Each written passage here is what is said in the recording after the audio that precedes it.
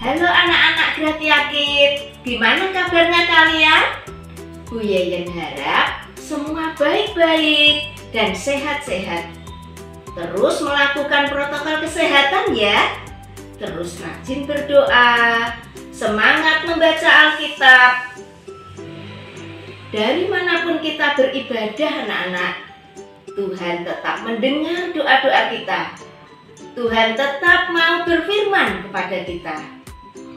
Anak-anak, meskipun kalian belum bisa beribadah di gedung gereja, tapi puji Tuhan ya, kita dapat mengikuti persekutuan anak secara online. Nah, anak-anak, udah siap sekarang mengikuti persekutuan? Udah mandi dan berpakaian yang rapi ya? Terima kasih. Tuhan Yesus memberkati. Selamat sore adik-adik semua. Kita kali ini bertemu lagi di acara persekutuan Gratia Kids. Kali ini Kak Fani nggak sendirian loh. Ada Rena dan juga Vivin. Mari kita menyapa sama-sama. Yuk Rena, Vivin. Halo. Nah, lagu pertama kita akan menyanyikan lagu Haleluya Puji Tuhan.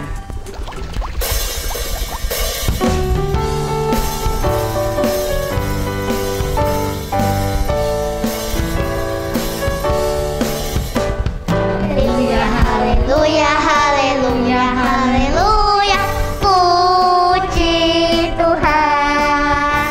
Haleluya, haleluya, haleluya, haleluya, puji Tuhan.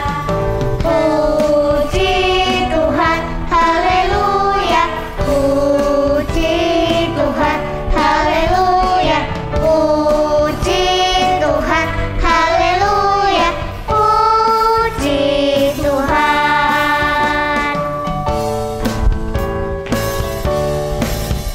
Haleluya, haleluya, haleluya, haleluya.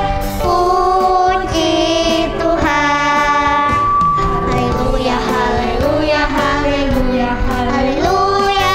Puji Tuhan. Puji Tuhan. Haleluya. Puji Tuhan, haleluya. Puji Tuhan, haleluya.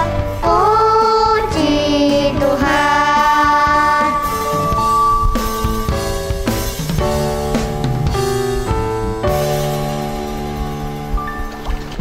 Nah adik-adik, tadi kita sudah memuji Tuhan. Saatnya kita akan berdoa bersama. Mari kita lipat tangan dan tutup mata. Tuhan, kami mengucap syukur karena kebaikan Tuhan pada kami. Tuhan, tolonglah kami agar kami bisa mengikuti kebaktian persekutuan komisi anak ini dari awal hingga akhir. Kami ingin menserahkan semuanya ke dalam tangan Tuhan, dan semoga kami bisa mendapatkan berkat dan menjadi berkat buat orang lain. Terima kasih Tuhan, amin. Ya, adik-adik, saat ini kita akan yel-yel Gratia Kids ya. Adik-adik nggak lupa kan? Yuk kita yel-yel bersama-sama ya.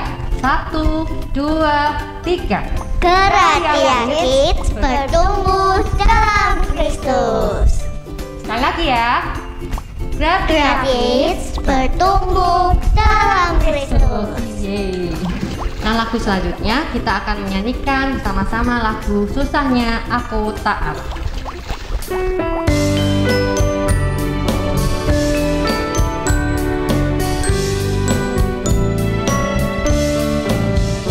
Susahnya aku taat, lebih mudah tidak taat.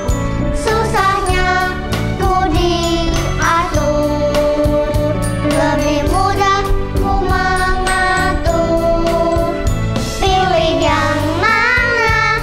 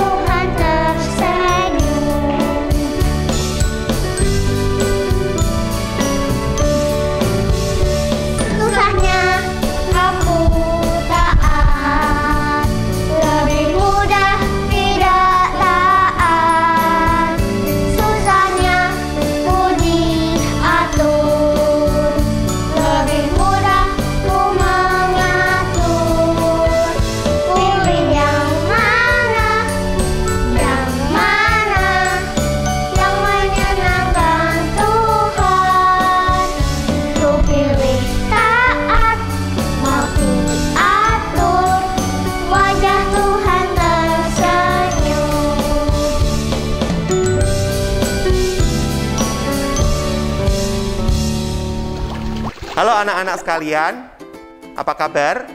Senang sekali sore hari ini Pak Yesaya kembali berjumpa dengan kalian semua. Pak Yesaya berharap dan berdoa kalian semua dalam keadaan sehat, kuat, dan dalam perlindungan Tuhan.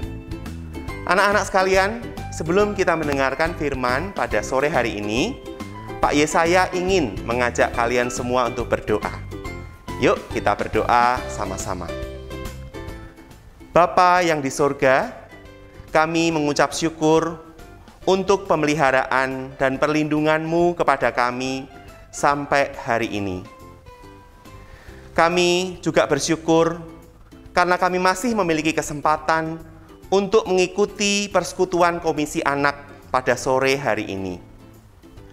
Tolonglah ya Bapa, mampukan kami untuk kami boleh memahami akan firman Tuhan yang bersama-sama akan kami dengarkan. Kami mohon pertolongan Roh Kudus, sehingga kami dapat memahami dan melakukan firman-Mu ini dalam hidup kami. Berkatilah Pak Yesaya, agar Pak Yesaya dapat menyampaikan firman dengan baik. Dalam nama Tuhan kami Yesus Kristus, kami berdoa. Amin. Anak-anak sekalian, setelah Tuhan Yesus dibaptis oleh Yohanes Pembaptis di Sungai Yordan, sebetulnya saat itulah Yesus siap untuk menjalankan misi Allah. Namun, Yesus oleh Roh Kudus dibawa untuk ke padang gurun. Apa tujuannya? Tujuannya adalah untuk dicobai oleh iblis. Pencobaan oleh iblis ini juga menjadi ujian bagi Yesus. Apakah Yesus sungguh-sungguh sanggup untuk menghadapi pencobaan dari si iblis? Nah, anak-anak sekalian, pencobaan yang Yesus alami ini ada 3 kali. Kalau kita membaca di dalam teks Matius pasal 4 ayat 1 sampai 11. Namun pada sore hari ini Pak Yesaya hanya akan berfokus pada satu pencobaan saja, yaitu pencobaan yang pertama. Nah, dari ayat 1 kita melihat bahwa Yesus sekali lagi dibawa oleh Roh untuk ke padang gurun dan dicobai oleh iblis. Di ayat 2 disebutkan bahwa Yesus telah berpuasa selama 40 hari 40 malam. Sampai akhirnya Yesus menjadi lapar. Nah, anak-anak, adakah di antara anak-anak yang pernah melakukan puasa? Apa sih itu puasa? Puasa adalah tindakan menghindari makanan dan minuman, dilakukan dengan sengaja dan biasanya terkait dengan soal-soal keagamaan. Jadi, di sini kita bisa melihat bahwa Yesus setelah berpuasa 40 hari 40 malam, tidak makan minum, maka Yesus tentulah sangat lapar. Dan anak-anak, kalian tahu tidak? Kalau Yesus itu lapar, hal itu berarti menunjukkan bahwa Yesus benar-benar manusia. Yesus adalah Allah yang mengambil rupa manusia. Dan karenanya Yesus bisa merasakan apa yang manusia rasakan.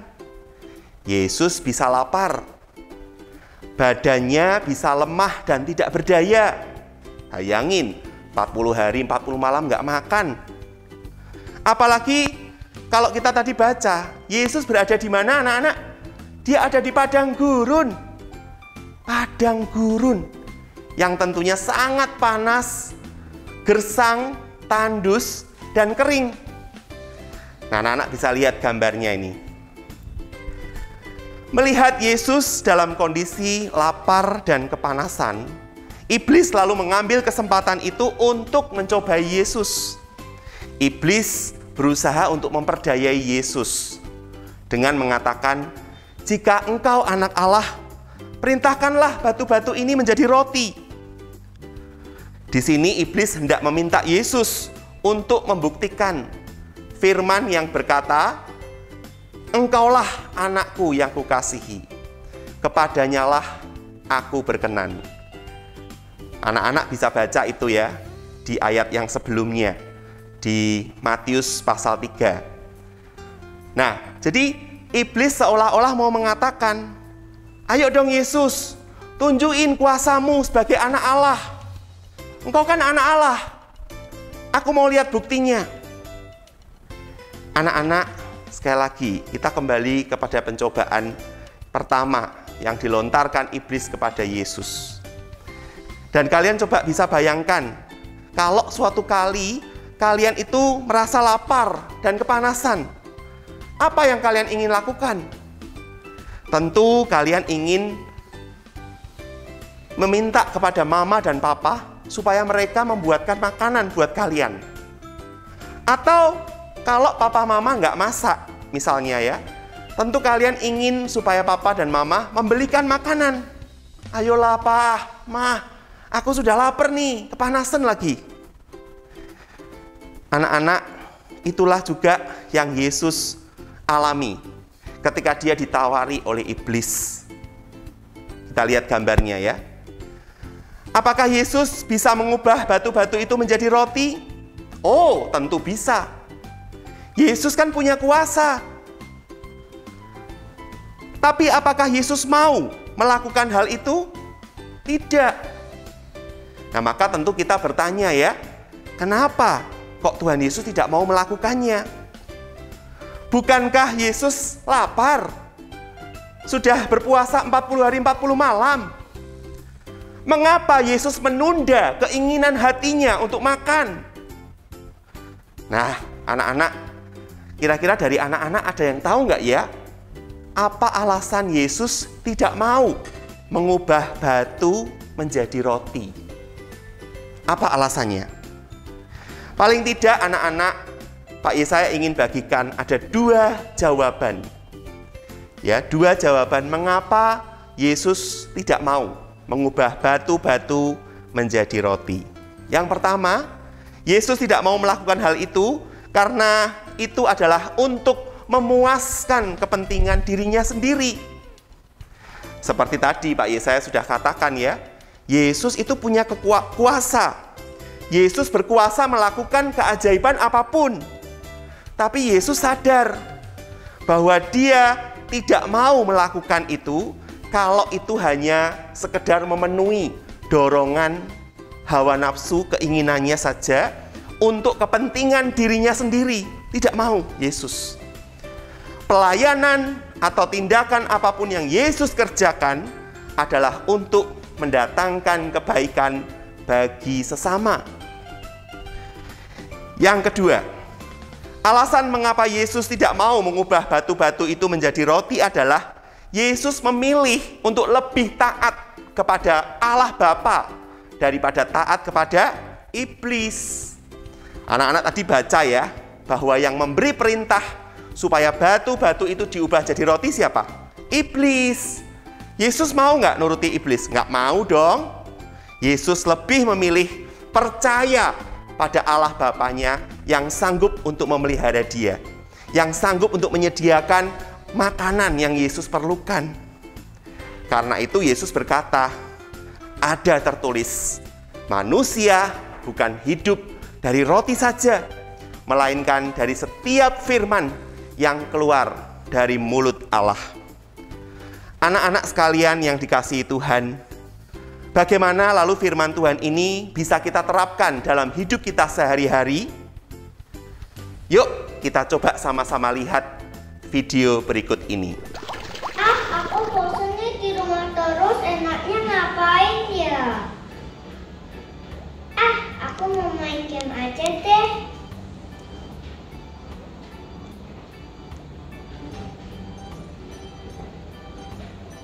Pin, Ya, kamu di mana? Kamu ngapain sih? aku masih main game nih. Ditungguin loh, papa sama mama sama cici di luar kok kamu nggak datang-datang. Kamu tahu kan kita mau kebaktian keluarga? Aku tahu. Nah iya, ini sudah jam 7 malam, kamu masih mau main game. Itu mau mulai jam berapa? Nanti kemalaman. Aku masih asik main nih. Iya, main kan nggak ada habisnya, bisa besok atau lusa. Iya kan? Di stop dulu ya. Aku harus selesaikan levelku dulu. Itu papa sama Cici nanti sudah marah-marah loh kalau kamu kelamaan. Dia toh nungguin kamu aja. Tuh Cici udah sampai datang tuh. Aman. Tuh Cici sudah keluar. Ayo Tafin. Tuh Cici. Yuk, kita yuk. Anak-anak sekalian, di masa-masa pandemi ini, di mana kita semua diminta untuk stay at home atau tinggal di rumah saja, tentu kalian bisa mengalami seperti apa yang Vivin alami dalam video tadi. Bosen, jenuh, pengen main ke rumah temen, pengen jalan-jalan ke mall. Keinginan-keinginan itu, anak-anak, memang sah-sah saja. Namanya bosen kok, ya pasti pengen keluar. Pengen main gadget kan? Tapi anak-anak, kalian harus meneladani sikap Tuhan Yesus. Yesus juga lapar. Sah-sah saja kan kalau Yesus itu mengubah batu jadi roti. Bisa Yesus lakukan kok. Tapi Yesus tidak mau lakukan. Kenapa? Karena hal itu untuk kepentingan dirinya sendiri, dan hal itu juga menunjukkan ketidaktaatannya kepada Allah. Kalau sampai Yesus melakukan itu, berarti Yesus tidak taat. Demikian juga dengan kita. Kalau kita memaksa, ya saat-saat ini nih anak-anak ya, ada yang memaksa, ayolah pergi keluar, ayolah jalan-jalan ke mall. Apalagi kalau lalu bilang, udahlah kita pergi keluar tuh nggak usah pakai masker, nggak apa-apa. Pakai masker kayak gini nih nggak enak loh, susah aku nafas.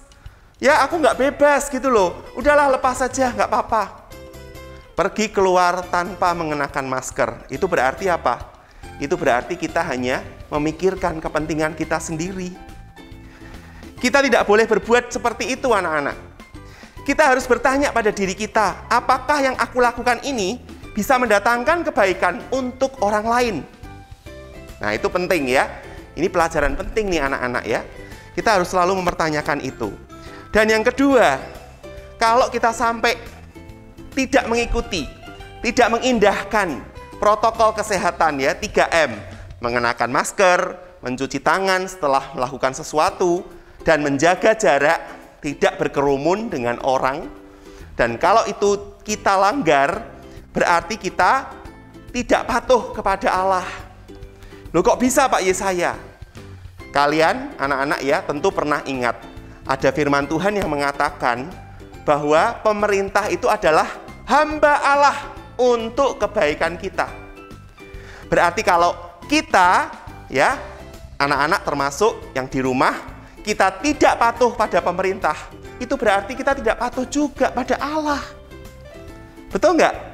Tapi kalau kita benar-benar mengikuti protokol kesehatan, mau taat pada apa yang pemerintah sampaikan pada kita, itu berarti kita taat kepada Allah.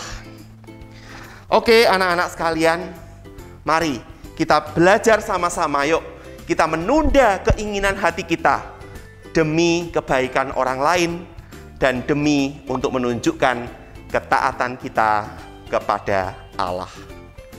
Amin. Anak-anak sekalian, kini saatnya kita akan menghafal ayat. Apa ayat hafalannya? Ini dia. 1 Petrus 4 ayat 2. Yuk kita baca sama-sama ya. Sama-sama. 1, 2, 3. 1 Petrus 4 ayat 2. Supaya waktu yang sisa jangan kamu pergunakan menurut keinginan manusia, tetapi menurut kehendak Allah. Oke, sip. Sekarang Pak Yesaya akan ambil 2 kata.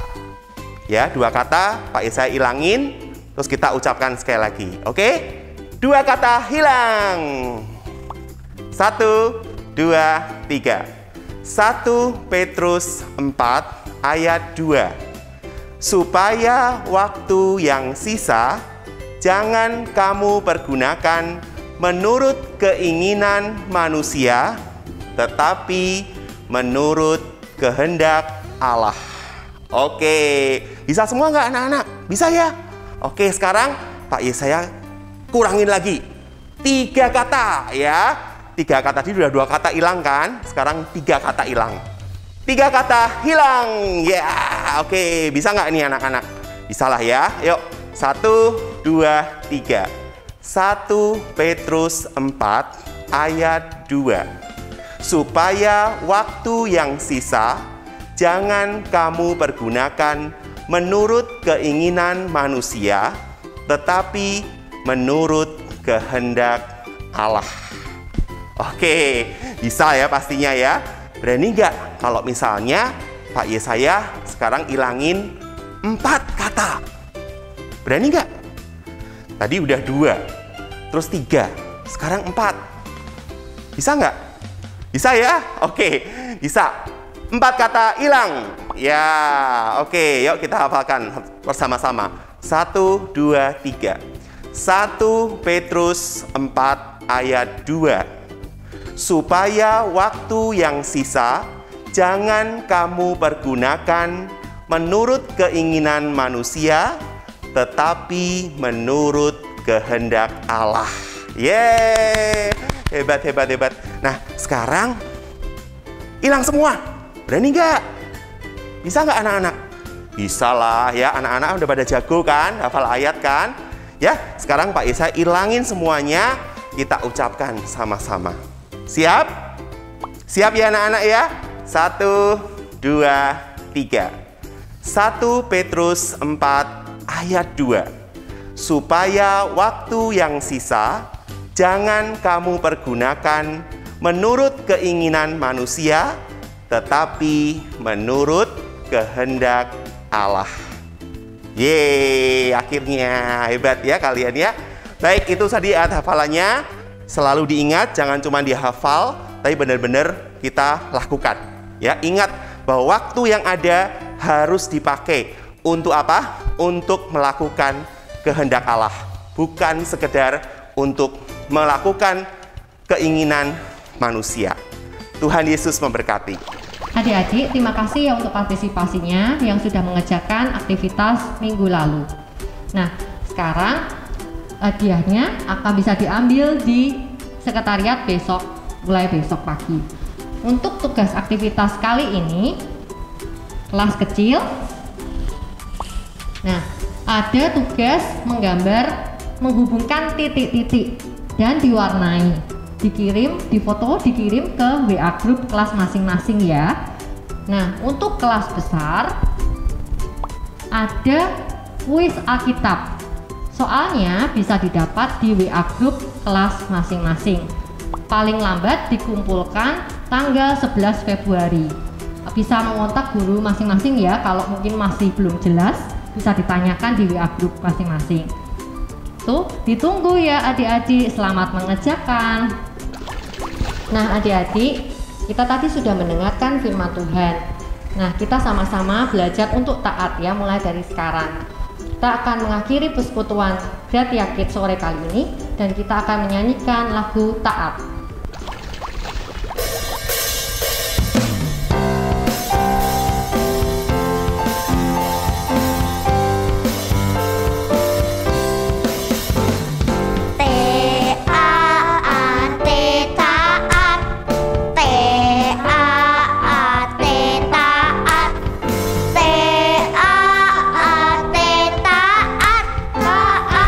Dengar firman Tuhan.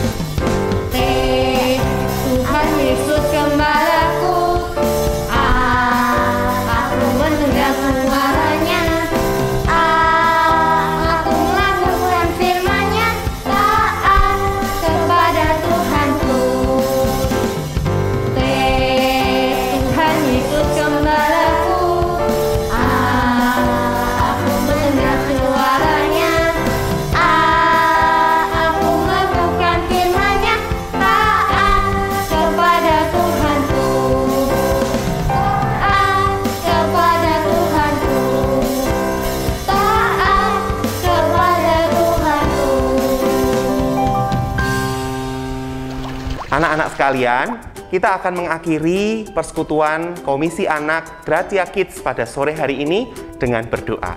Yuk kita sama-sama berdoa. Bapa kami yang di surga, kami mengucap syukur dan berterima kasih atas penyertaan dan pimpinan-Mu dalam persekutuan Komisi Anak Gratia Kids pada sore hari ini. Mampukanlah kami untuk meneladani Yesus yang menunda keinginan hatinya demi untuk kebaikan banyak orang dan juga demi untuk memilih taat kepada Allah Bapa dan tidak menuruti kehendak atau kemauan iblis.